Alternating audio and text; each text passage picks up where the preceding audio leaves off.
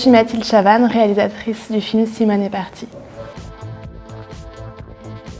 C'est pas tant un déclic qu'une sorte de prise de conscience un peu lente, d'une part que le cinéma est peut-être un endroit qui n'appartient pas qu'aux autres et dans lequel il est possible de tenter, en tout cas de se faufiler, et d'autre part le fait, oui,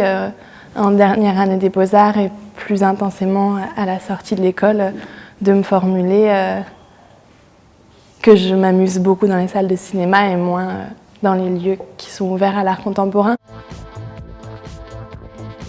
C'est le producteur Nelson Grenassia qui a initié avec le CNSAD, le Conservatoire national supérieur d'art dramatique de Paris, un partenariat. Et donc il a contacté 5 jeunes réalisateurs et réalisatrices pour qu'on réalise des films avec chacun 6 comédiens et comédiennes de la promo de 2e année du CNSAD. Et donc j'ai accepté et je me suis dit à quoi je pense en ce moment, qu'est-ce qui me préoccupe, et l'image qui m'est venue, c'est celle de ma grand-mère qui était décédée juste avant le premier confinement et celle de mon grand-père qui du coup s'était retrouvé pendant ce confinement dans un EHPAD qui découvrait à peine avec son deuil, seul quoi, avec son deuil. J'avais 2 personnages puisque j'avais 2 personnes en tête et j'avais 6 comédiens. Et de toute façon, à partir du moment où en fait, j'avais fait le choix que des personnes de 20 ans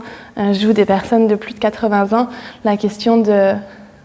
ce qui fait sens ou ce qui est possible ou pas, elle avait déjà pas mal sauté. Et je trouvais ça intéressant de justement, quitte à faire péter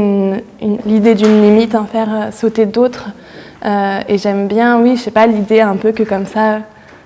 une âme puisse traverser plusieurs corps un peu à l'infini.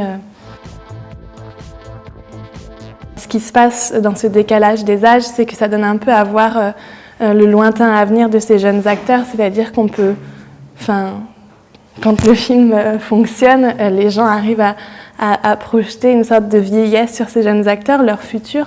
et cette scène de fin, j'ai l'impression qu'elle permet aussi le mécanisme inverse, c'est-à-dire de voir le lointain passé des personnes qui aujourd'hui sont âgées et de peut-être mes grands-parents. C'est l'idée de revenir un peu à quelque chose de plus vivant, et aussi j'avais pas envie de finir moi sur une note sombre, ce film, aussi parce que oui, je le vois, c'est vrai, un peu comme un hommage. Les 2 choses principales en ce moment, c'est je tourne un court-métrage en juin prochain qui s'appellera Pleure pas Gabriel et qui est produit par Apache Film, et je travaille à l'écriture de mon premier long métrage,